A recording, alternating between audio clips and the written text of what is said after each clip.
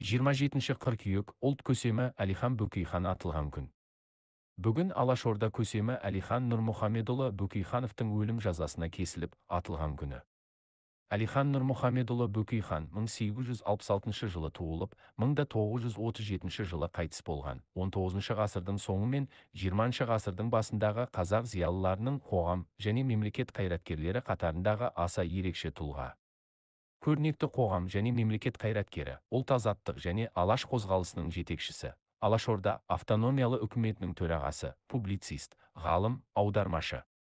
Тура осыдан 86 жыл бұрын, яғни 1937 жылы, 27 қыркүйекте Сталин басқарған кеңес үкіметінің жоғарғы соты қазақты қайта ел қылған Алашорда үкіметінің көсемі Әлихан Бөкейханның көзін жоюға ауыр үкім кесіп, сұмдық жазаны сол күні орындаған. Бүгінде біз айтып жүрген Әлихан Бөкейхан есімін ол өзінің 1927 жылы жарық көрген соңғы ғылыми еңбегінде аты жөнін дәл осылай көрсеткен. Ұлт көсемі Әлекеңнің 1917 жылы Алашорда үкіметін құрып, жаңадан құрылған Қызыл үкіметтің саяси көзқарасы қазақтың қоғамдық саяси өміріне қарама-қарсы екенін біліп, әскер жиып, әскерін қаруландырып, соғыс әдістеріне үйретіп кеңес үкіметімен соғысқан үшін. Әлиханның енді дамуға бет алған Жапония үкіметінің таза ұлттық мемлекет құру үлгісін таңдап, сол жолда Алашорда үкіметін дамытпақ болған үшін. Ресей жерінен ауған Колчак пен Анненковтармен тібі қару-жарағы мен идеялары мықты кеңес үкіметіне қарсы топтармен біріккен үшін. Әлекең атылғанда Мәскеуде болған. Сол жерде тұтқындалған. 1922 жылдың қазанынан 1937 жылдың 27 қыркүйегіне дейін Алашорда ұлттық аумақтық автономия үкіметінің бұрынғы басшысы Әлихан Бөкейхан Мәскеуде тұрған және жұмыс істеген. Ол Мәскеуге халық комиссарлары кеңесінің төрағасы Владимир Лениннің тікелей нұсқауы бойынша айдауылмен алдырылған. Бірақ бір қызығы, оны Мәскеуде абақты емес, үлкен Кислов қиылысындағы 4-ші үй, 15-ші пәтер деген мекен жайдағы 7 бөлмелі пәтер күтіп тұр еді.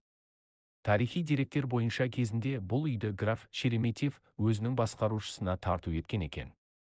Бұл үйде қазан төңкерісінен кейін сонау 1930 жылдарға дейін Совет үкіметінің көсемдері тұрған. Кейінірек барып олар Кремльге ауысқан.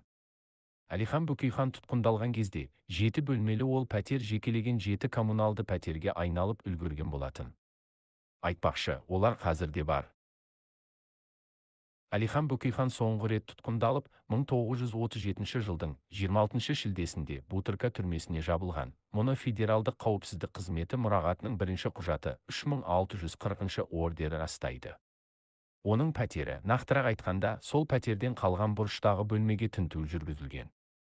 Оның жан-жақпен, яғни Алаш ұлттық қозғалысындағы, Сібір мен Қазақстанда земства енгізу жөніндегі қозғалыстағы адамдармен, сондай-ақ әріптестерімен, Швецов, Ольденбург, Руденко және басқа да орыс совет ғалымдарымен, оның ішінде әлемдік пролетариат көсемінің жақын досы Бонч Бруевичпен жазысқан хаттарының барлығы оның қылмыстық әрекетінің дәлелдемесі ретінде алынған. Сонымен қатар, біріншіден, оның бай кітапханасы, ал екіншіден, оның әйтеуір бір жарық көрер деп үміттенген қазақ тарихы, әдебиеті, тілі бойынша жазған жаңа ғылыми зерттеулерінің, әдеби және басқа да аудармаларының қолжазбалары тәркіленген. Тәркіленген мүлікті ең бастысы, Әлихан Бөкейханның кітапханасы мен қолжазбаларының ізін табу мүмкін емес. Ол жылдары тұтқындалған адамның құнды заттары мен мүлкін НКВД қызметкерлері бөліп алатын, бұл олар үшін әдеттегі іс еді. Сөйтіп, нақақтан нақақ талайдың көз жасын төккен СССР жоғарғы соты, әскери алқасындағы атышулы үштік 1937 жылғы 27 қыркүйекте әбден үйреншікті, жаттанды болған үкімдерінің бірін шығарып, Әлихан Бөкейханды ең жоғарғы қылмыстық жазалау шарасы, ату жазасына кесті. Советше әділетті соттаудың сол актісіне үңілсек, бір нәрсені байқау қиын емес, Мәскеуде өткен жабық сот мәжілісінде төрағалық етуші дивизиялық әскери заңгер Голиков Жолдастың, сот мүшелері, бригадалық әскери заңгер Ждан Жолдастың, және бірінші дәрежелі әскери заңгер Кандыбин Жолдастың, және де хатшы, екінші дәрежелі әскери заңгер Кудрявцев Жолдастың, сондай-ақ сотталушы Бөкейханның аты жөндері машинкада басылған, ал үкімнің мазмұны қолмен жазылған. Айдақ-сайдақ шимайлай салған. Құпия белгісі қойылған анықтамада былай делінген: Бөкейханов Әлихан Нұрмұхамедұлын ату жазасына кесу туралы үкім 1937 жылғы 27 қыркүйекте Мәскеу қаласында орындалған. Үкімді орындау туралы акт СССР НКВД-сі бірінші арнаулы бөлімінде сақтаулы. 2 том, 283 бет. СССР НКВД-сі бірінші арнаулы бөлімнің 12 бөлімшесі мемлекеттік қауіпсіздік лейтенанты Шевелев қолы.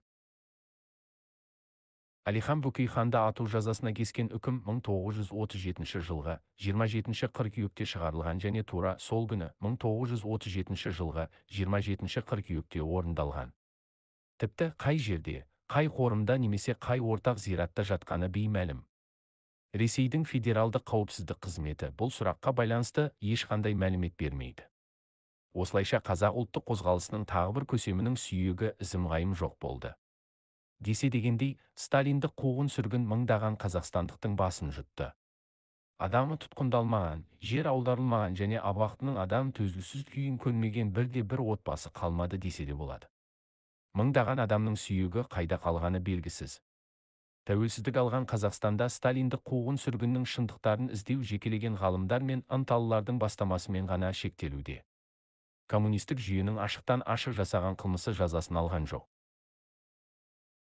КСР үкіметінің саясатқа бағынатын заң орындары Әлекеңе осындай ең үлкен 3 кінә тағып, ату жазасына бұйырып, сүйегін өртеп жіберген.